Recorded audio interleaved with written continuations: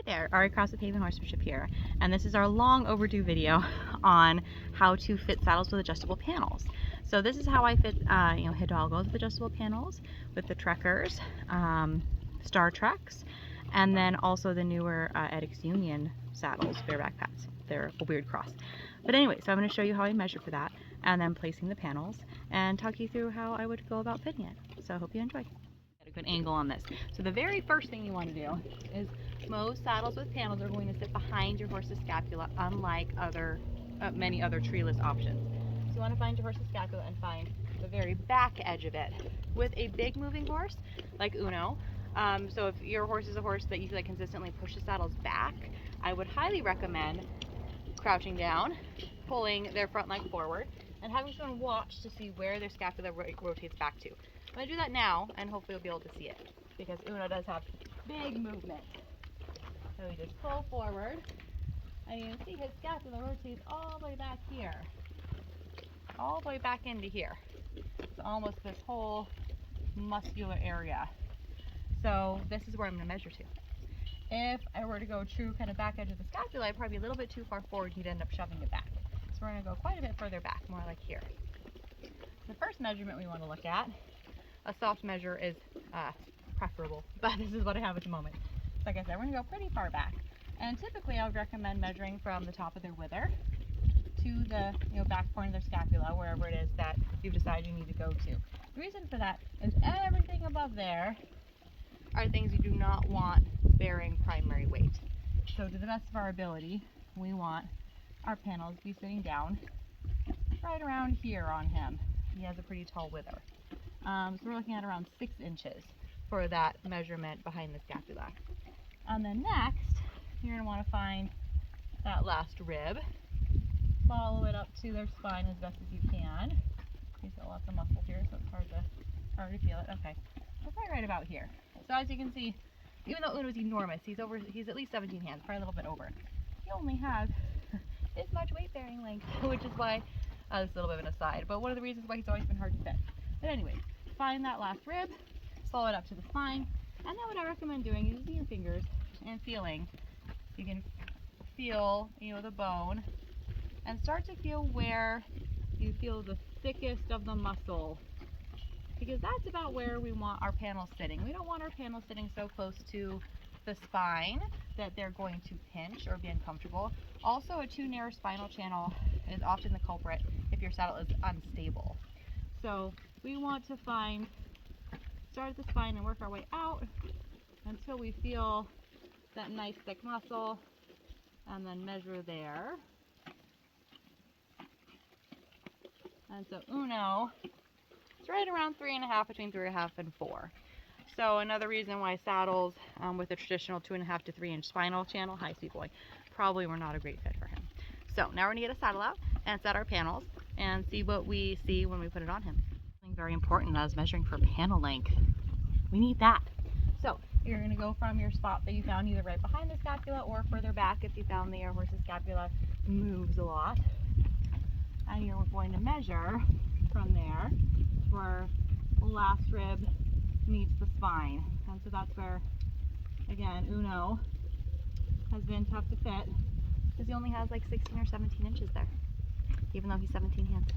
So it doesn't particularly matter how big your horse is. It matters what usable space do you have there. Discussed, Uno actually has a quite short weight-bearing length despite his size. So we have these small 16-inch panels to put on the Hidalgo Colorado Light that will be fitting to him. We are dealing with a handmade item, like most of our high-quality treeless saddles, is they are handmade. So they're not going to be perfectly symmetrical. When you're looking at placing your panels, one of the big things you want to look at is where is the actual middle. So you'll see, looking at this, that the stitching that most people would want to automatically follow is actually not the middle. So you'll see when I put the panels on that I'll be measuring just slightly off to the right as the middle, because the stitching is actually a bit off to the left. And you'll see that, part of the way down here. So I see the middle just slightly off here, right around here. And then the stitching does kind of even up with it.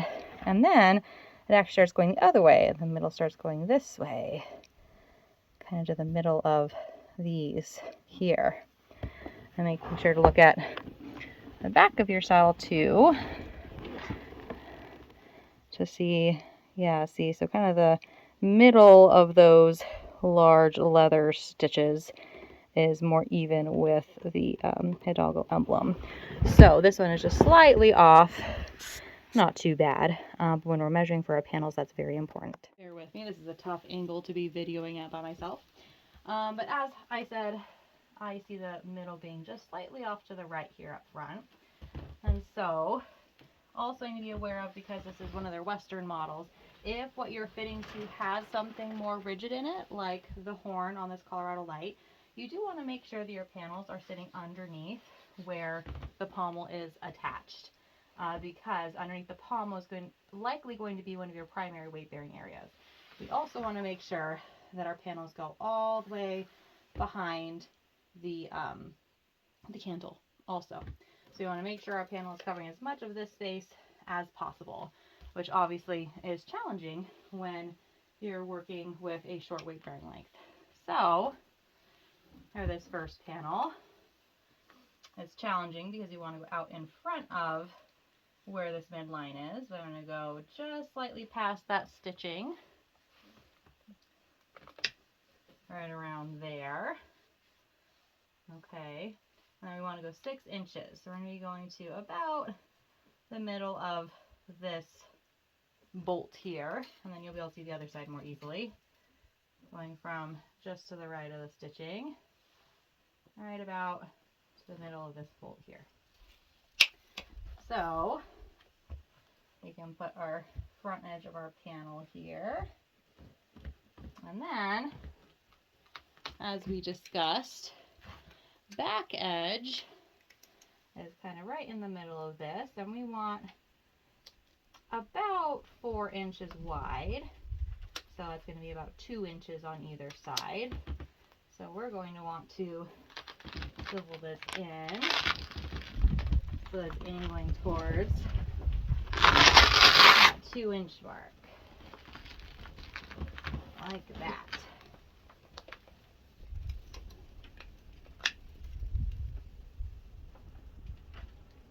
That's getting pretty close. Might fill it in just a little more. And then double check our measurement up here. Make sure it's close. And it is. Okay, I'm going to do the other side, and then I will show you a better angle so you can see how the panel. Okay, so here we have our panels set. The back edges are about 2 inches off the center. Front about 6 inches. So next we'll go put this on Uno. This is going to be a little bit difficult to show, I think, holding the camera myself, but I will do my best. I do highly recommend looking down the spinal channel. You'll see the saddle's still relatively new. It's only been ridden a couple times. So you'll see it's just a little bit twisted still. And so that can make the panels look a little bit twisted. But you just want to look down the spinal channel at different angles and do your best to make sure that it looks like both sides are symmetrical. And this actually looks pretty good. So we'll go ahead and go and put this on Uno and see what we think. Okay, here's lovely Uno with his mash mouth with the Colorado Light on. So, one thing to always be aware of when you are fitting saddles with adjustable panels is, yes, right now looking at this, it looks like it is over his scapula, but remember, the panels are set quite far back. Might be too dark to see that.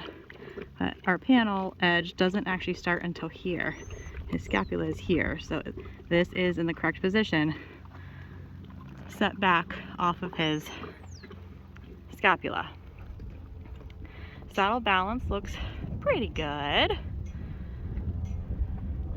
And then what we really want to look at is down in here, making sure that we are indeed set down off of, let me zoom this out, off of his trapezius, and indeed we are. This is nice and far down.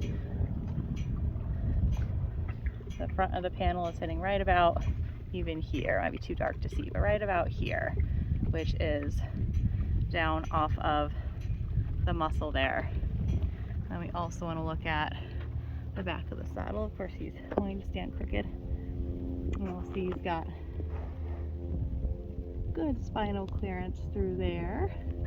The panels are definitely sitting nice and wide on either side of his spine. There we go, now you can see that. Nice, turn off the spine there. Which is what we want.